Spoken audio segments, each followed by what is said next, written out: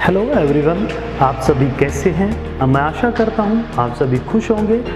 और आज का जो हमारा टॉपिक है वो क्या है, हम बात करेंगे आज स्टेट इमरजेंसी की, यानी कि राष्ट्रपति शासन की।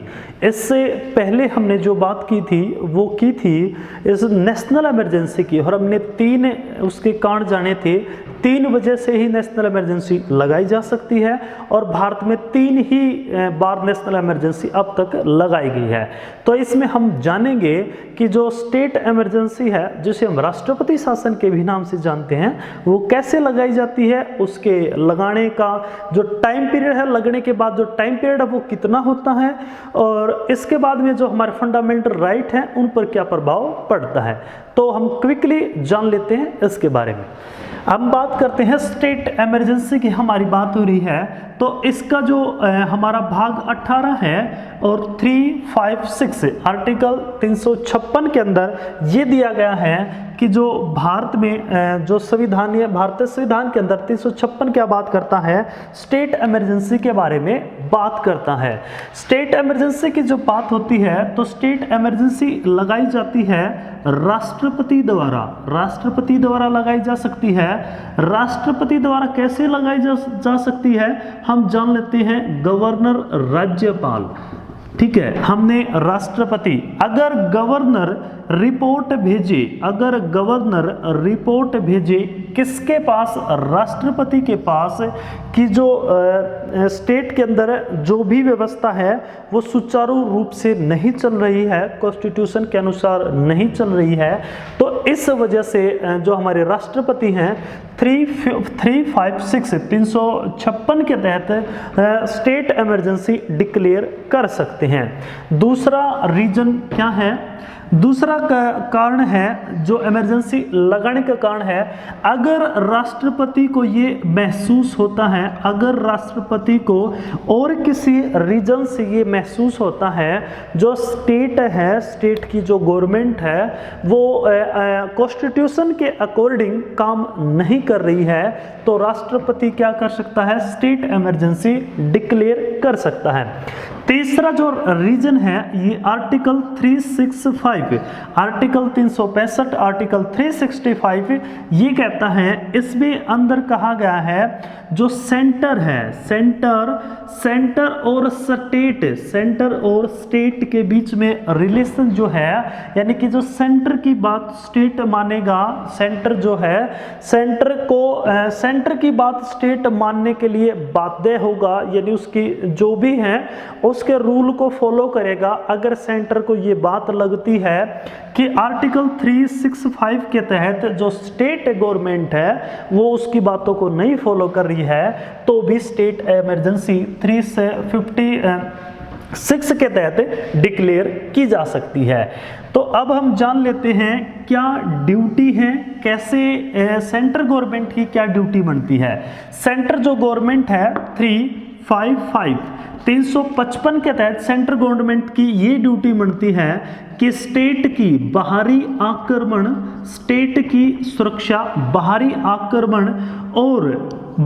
आक्रमण व आंतरिक अशांति, आंतरिक शांति से स्टेट को प्रोटेक्ट करे, ये उसकी ड्यूटी है। हमारी जो सेंट्रल गवर्नमेंट है उसकी ये ड्यूटी दी गई है आर्टिकल 355 में, 355 में ड्यूटी दी गई है कि स्टेट की बाहरी आक्रमण से सुरक्षा करे, प्लस उसको आंतरिक अशांति है तो उसकी भी रक्षा करे। ये हमारी गवर्नमेंट की सेंट्रल गवर्नमेंट की हमारी ड्यूटी है।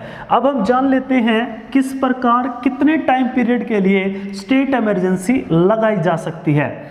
अगर मान के चलिए स्टेट इमरजेंसी राष्ट्रपति अगर डिक्लेयर कर देते हैं, राष्ट्रपति अगर स्टेट इमरजेंसी डिक्लेयर कर देते हैं, तो राष्ट्रपति स्टेट इमरजेंसी डिक्लेयर करने के बाद संसद के पास अप्रूवल आता है, और ये अप्रूवल वही लोकसभा और राज्यसभा, हमारे 2 हाउसेस हैं, एक लोकसभा एक राज्यसभा। जबकि हमने जो नेशनल इमरजेंसी थी उसके अंदर हमने पढ़ा था कि इसको स्पेशल मेजोरिटी मेजोरिटी से इसको पास करना होता है, लेकिन स्टेट इमरजेंसी में ऐसा नहीं होता। इसको सिंपल मेजोरिटी से ही पास करना होता है, यानी 1/2 लगभग 50% सदस्यों के द्वारा ही इसको पास किया जाता है। अगर इसको पास किया जाता है तो ये 6 माह के लिए वैलिड होगी स्टेट इमरजेंसी। कितने टाइम के लिए वैलिड होगी? 6 माह के लिए वैलिड होगी। अगर इसको पास नहीं किया जाता है तो ये 2 मंथ के लिए वैलिड होगी। कितने मंथ के लिए? 2 मंथ के लिए वैलिड होगी। अब मान के चलिए 6 माह इसको वैलिड किया गया, उसके बाद पहले 6 मंथ के लिए वैलिड किया गया, फिर दोबारा से अगर इसको दोबारा से इसका टाइम पीरियड बढ़ाना है तो फिर वही अप्रूवल 6 माह के लिया जाता है। और अब जो हमारा टाइम हो गया है 1 साल हो गया है। 1 साल के बाद इसको हम 1 साल के बाद अब अप्रूवल दोबारा से चाहिए तो ऐसा बिल्कुल भी नहीं है। अप्रूवल दोबारा से ऐसे नहीं मिलेगा जैसे पहले 6 माह में सिंपल मेजोरिटी से अप्रूवल मिला। इसके लिए मोटे मोटे 2 कारण होना जरूरी है। पहला कारण ये है, जो हमारा देश है, देश में या तो देश के अंदर क्या हो, आर्टिकल 352 एग्जिस्ट करता हो, या किसी भी अक्षत्र के अंदर कोई भी अक्षत्र में नेशनल इमरजेंसी लागू हो।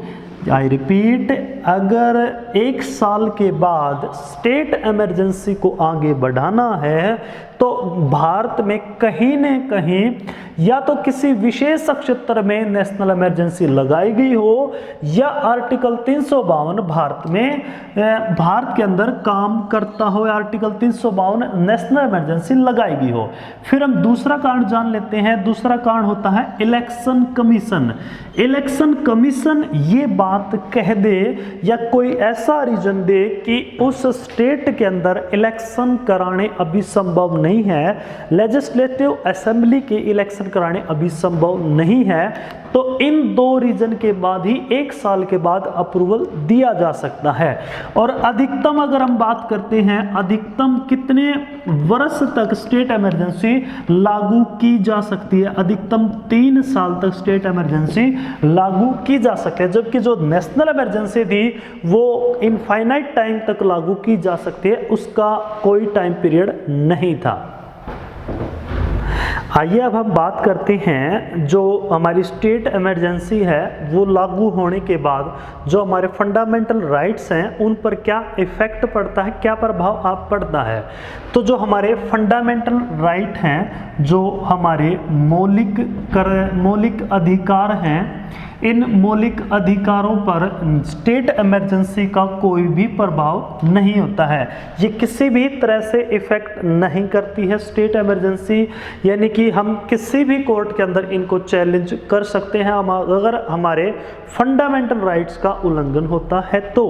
अब हम बात कर लेते हैं, कुछ अमेंडमेंट भी आते हैं इसी से संबंधित। एक तो आता है 67वां संविधान संशोधन, 67वां संविधान संशोधन 1990, और आता है 68वां संविधान संशोधन 1991। इसमें क्या किया गया, जो स्टेट इमरजेंसी है, स्टेट इमरजेंसी का जो टाइम पीरियड था वो एक बार में 6 माह करके 6 माह प्लस होते होते उसको 3 साल तक ही लगाया जा सकता था। इसमें 67वां संविधान संशोधन के अंदर इस टाइम पीरियड को बढ़ाकर कितना कर दिया गया, 4 कर दिया गया, और 68 संविधान संशोधन के अंदर इस टाइम पीरियड को कितना कर दिया गया, 4 साल और 5 साल इसके टाइम पीरियड को कर दिया गया।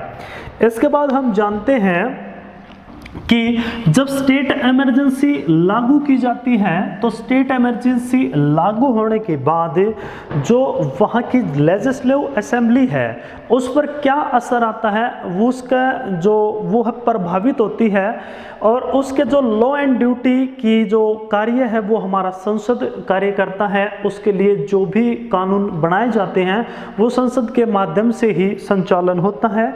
अब हम जान लेते हैं कि भारत में अब तक इंडिया के अंदर टोटल कितनी बार स्टेट इमरजेंसी लगाई गई है? अगर हम बात करते हैं कुल स्टेट इमरजेंसी की, कुल स्टेट इमरजेंसी, कुल राष्ट्रपति शासन कितनी बार लगाया गया है, तो ये 126 बार अब तक लगाया गया है। अगर हम बात करते हैं सबसे पहले, अगर हम बात करें सबसे पहले राष्ट्रपति शासन किस स्टेट के अंदर लगाया गया, तो सबसे पहले राष्ट्रपति जो शासन है वो लगाया गया पंजाब के अंदर। सबसे पहले कहाँ लगाया गया? पंजाब के अंदर। अगर हम बात करते हैं सबसे लंबी अवधि के लिए, सबसे लंबे टाइम पीरियड के लिए, लंबी अवधि के लिए राष्ट्रपति शासन की अगर हम बात करते हैं तो ये लगाया गया था J&K में 6 साल से भी ज़्यादा इसका टाइम पीरियड था। 6 साल से भी ज़्यादा इसको लगाया गया था जम्मू एंड कश्मीर के अंदर। इसके बाद हम बात करते हैं सबसे कम अवधि के लिए। अगर हम सबसे ज़्यादा टाइम पीरियड की बात है तो सबसे कम अवधि के लिए जो राष्ट्रपति शासन था वो पश्चिम बंगाल और कर्नाटक के अंदर लगाया गया था। ये 7 दिन का राष्ट्रपति शासन था। देखो सबसे कुल टोटल लगा 126 बार। सबसे पहले लगा पंजाब के अंदर, सबसे लंबा टाइम पीरियड है 6 साल प्लस है J&K का। सबसे कम अवधि के लिए जो राष्ट्रपति शासन लगाया गया वो लगाया गया बंगाल और कर्नाटक के अंदर। इसके बाद हम बात कर लेते हैं कि ऐसा कौन सा भारत का स्टेट है जिसमें आज तक राष्ट्रपति शासन नहीं लगाया गया। तो ऐसा जो स्टेट है वो है छत्तीसगढ़ और तेलंगाना। तेलंगाना 2 ऐसे स्टेट हैं जहां राष्ट्रपति शासन आज तक नहीं लगाया गया है। अगर हम बात करते हैं हरियाणा की, हरियाणा जीएस के लिए भी मोस्ट इम्पोर्टेंट है। हरियाणा में 3 ही बार स्टेट इमरजेंसी लगाई गई है। हरियाणा के अंदर 3 ही बार स्टेट इमरजेंसी लगाई गई है, 1967, 1977 और 1991। 1967 के अंदर स्टेट इमरजेंसी, 1977, 1991 3 ही बार लगाई गई है। अगर आपसे पूछा जाए किस पीएम, कौन ऐसे पीएम हैं जिसके काल में सबसे ज़्यादा स्टेट इमरजेंसी लगाई गई है, तो इंदिरा गांधी के टाइम पीरियड में 49 बार स्टेट इमरजेंसी लगाई गई है। इंदिरा गांधी के टाइम पीरियड में 49 बार स्टेट इमरजेंसी लगाई गई है। तो हम आशा कर सकते हैं इस लेक्चर के माध्यम से आपको स्टेट इमरजेंसी के बारे में जितने भी डाउट हैं वो क्लियर हुए होंगे। आपको पता लगा होगा कि हम इसे कैसे रिवॉल्व कर सकते हैं, कैसे इसको हटाया जाता है, कैसे इसको लगाया जाता है और इसके क्या क्या इससे संबंधित आर्टिकल हैं। इससे संबंधित आर्टिकल एक बार फिर हम रिपीट कर दें। इससे जो संबंधित आर्टिकल है 356 356 इससे संबंधित है, 355 इससे संबंधित आर्टिकल है और इससे संबंधित जो आर्टिकल है वो 365 365 इससे संबंधित आर्टिकल है। इससे संबंधित 3 ही आर्टिकल प्रमुख रूप से हैं। तो आज के लिए बस इतना ही। मिलते हैं नेक्स्ट लेक्चर में एक नए विषय के साथ और आपके लिए भरपूर जानकारी से पूर्ण एक न्यू लेक्चर। तो आज के लिए बस इतना ही। Thank you.